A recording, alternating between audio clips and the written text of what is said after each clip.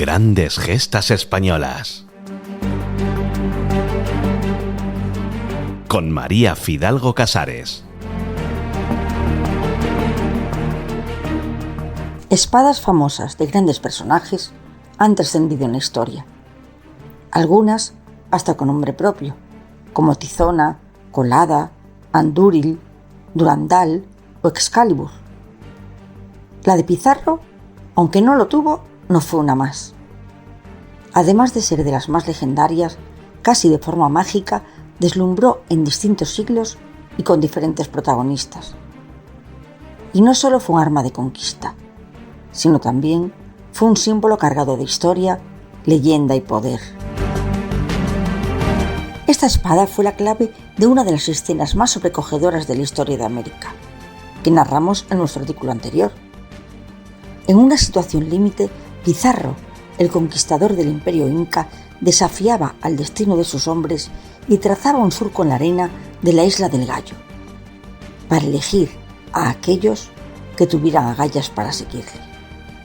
Una misión sumida en la incertidumbre y con pocos visos de triunfo, pero que desembocó en los llamados 13 de la fama. Y fueron inolvidables aquellas palabras con las que retó espada en mano: por este lado se va a Panamá, a ser pobres; por este otro al Perú, a ser ricos. Escoja el que fuere buen castellano lo que más bien le estuviere. Y también su espada lo acompañó en momentos gloriosos, como la captura de Atahualpa en Cajamarca en 1532 o en la toma de Cuzco en 1533.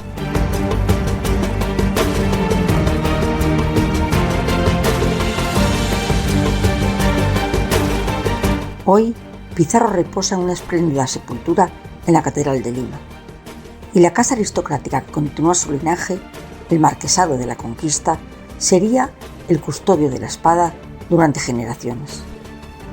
Había sido traída a su villa natal, Trujillo, por su hermano Hernando. Casi 3 siglos después de la muerte de Pizarro, la espada volvía a la palestra en un capítulo singular. España vivía su terrible guerra de la independencia, donde combatirían españoles contra franceses, pero también portugueses, ingleses, italianos y hasta polacos.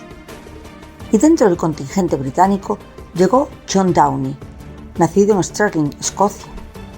Era un segundón de orígenes inciertos, aunque contaba que su familia era de abolengo.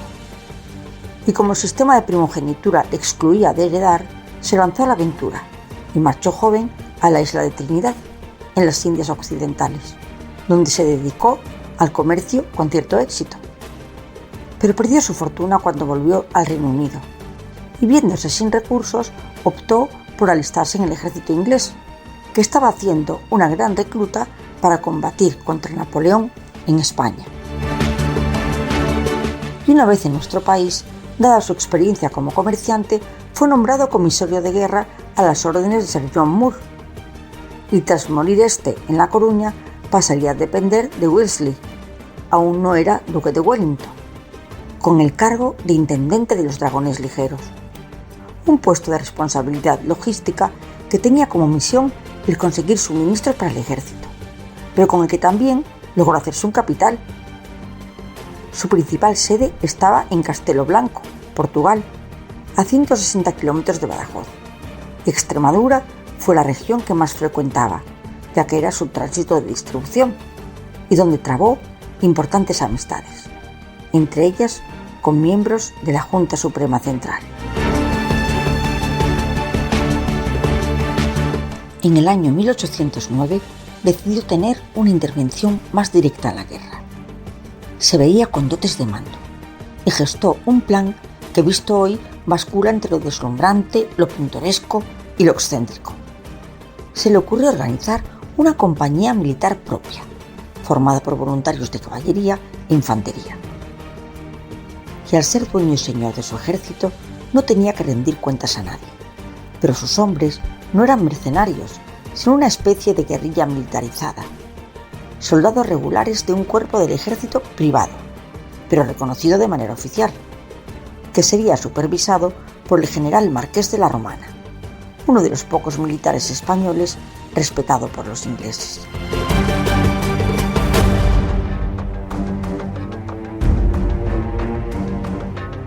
Lo más llamativo de esta unidad es que el propio Downey se encargó de elaborar y pagar la uniformidad. Pero no era peccata minuta, eran unos anacrónicos y costosos ropajes confeccionados a imagen y semejanza a los que usaban los tercios en tiempos de Carlos I, con corazas y yelmos incluidos. Actuarían en Extremadura y estaría compuesto fundamentalmente tanto soldados como oficiales por extremeños. Pero es más, él mismo quiso ocuparse de darles instrucción militar. Y el decreto de fundación data de febrero de 1810 y aparece su nombre traducido, Juan Downey, que por lo visto le gustaba mucho y así le llamaremos. Se cree que en un encuentro con Lord Wellington conoció a los marqueses de la Conquista, Jacinto de Orellana Pizarro y Contreras y su mujer Bárbara de la Plata y Quintana Padilla. Por alguna razón compartió con ellos un tiempo y la pareja quedó subyugada por la pasión y el ímpetu del escocés. Otras fuentes apuntan a que fueron ellos los que quisieron conocerlo, conmovidos por el nombre que iba a elegir para su ejército en homenaje a su antepasado. La consecuencia sería la misma. El marqués le hizo entrega de la valiosa espada original de Francisco Pizarro, pronunciando estas palabras: «No estoy en edad de luchar, sírvase usted de esta arma para proporcionar a España nuevos laureles en la guerra más injusta y villana que contra pueblo ninguno se intentó». Y meses más tarde, blandiendo el arma, partió hasta Cádiz. Fue nombrado coronel por la regencia. Su escuadrón lo denominó los Leales de Pizarro. El peculiar ejército estaba formado por 4 batallones de infantería ligera, 3 escuadrones de caballería y lanceros, una compañía de artillería a caballo y una compañía de zapadores. Y estos soldados, que llegaban a ser 3.000 según algunas fuentes, iban uniformados como los tercios del 16, pero con toda la parafernalia e iban dirigidos por Downey, un escocés robusto y de casi 2 metros que empuñaba la espada de Pizarro. Era un espectáculo su visión por todos los pueblos que pasaban. En Cádiz, en 1811, causaron furor entre los gaditanos.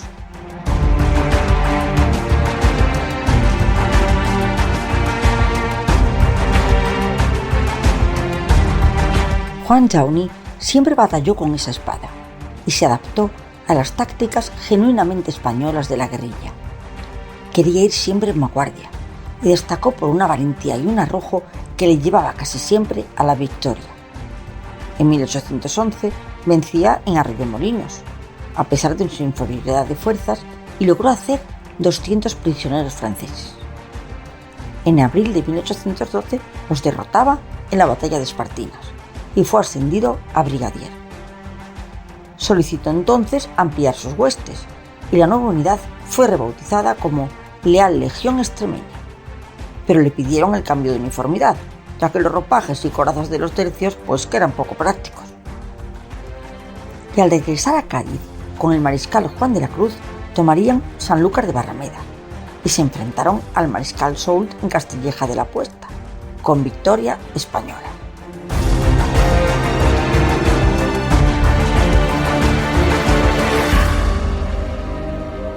Pero de todas sus escaramuzas y contiendas, hubo una que le consagró para la historia y en la que la famosa espada de Pizarro tendría un gran protagonismo. Era agosto de 1812 en Sevilla. Estaban ante el famoso puente de barcas de Triana.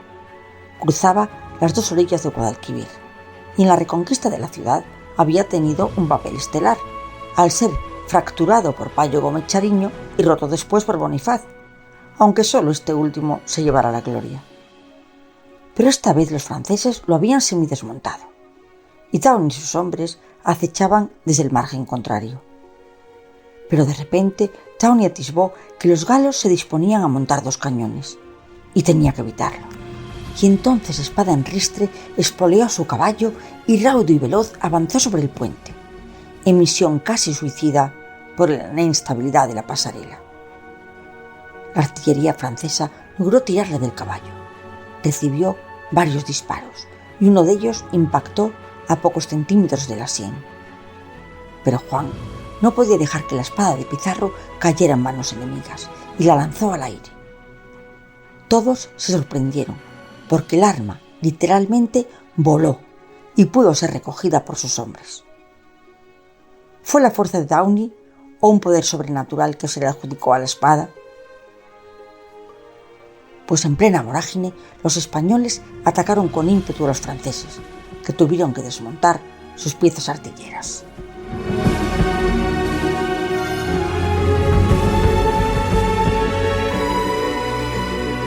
Chauny, malherido, fue hecho prisionero de los franceses, que lo ataron a un cañón y lo llevaron a Marchena, a 52 kilómetros de Sevilla.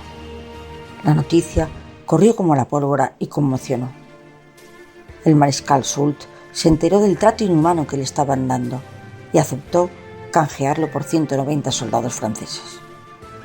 Poco después, un pelotón lo recogió tirado en un camino. Estaba ensangrentado, con el rostro desfigurado, y había perdido el ojo derecho. Y desde entonces llevaría un parche que dotaba su figura de un aspecto todavía más peculiar. Chauny, liberado, agradecido, escribía: «Aunque soy un hombre nacido en Escocia, se gloria en ser con todo su corazón el más fiel español».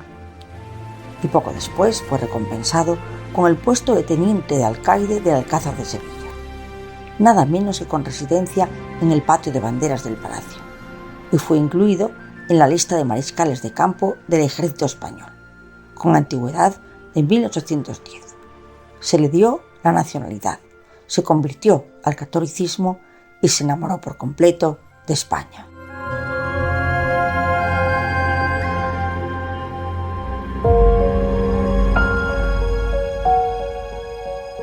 Al término de la guerra, el marqués reclamó la espada de su antepasado, pero Chauny siempre evitó devolverla. Recibió honores en Gran Bretaña. Glasgow le concedió la libertad de la ciudad y el futuro Jorge IV le nombró Sir.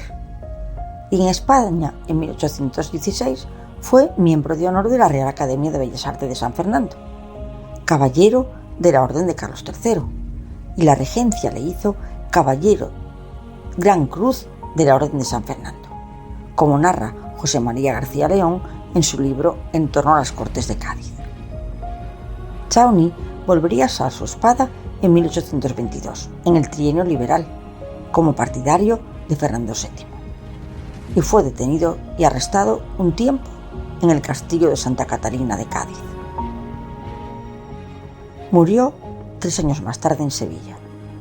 Cuentan que tuvo una vida de excesos que le dejaron en la más absoluta pobreza, y que Fernando VII tuvo que ordenar que no se le embargara los bienes a su viuda, Anne Gibson.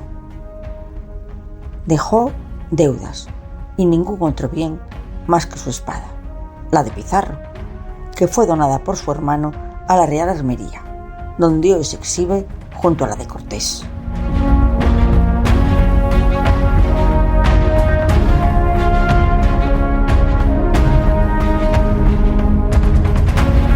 Algunos historiadores argumentan que Chauny fue un personaje clave en la lucha por la independencia de España. Otros lo ven como un agente de los intereses británicos. Se le ha tildado de pícaro, de advenedizo o un buscavidas que solo buscaba sobrevivir y encumbrarse en la escala social.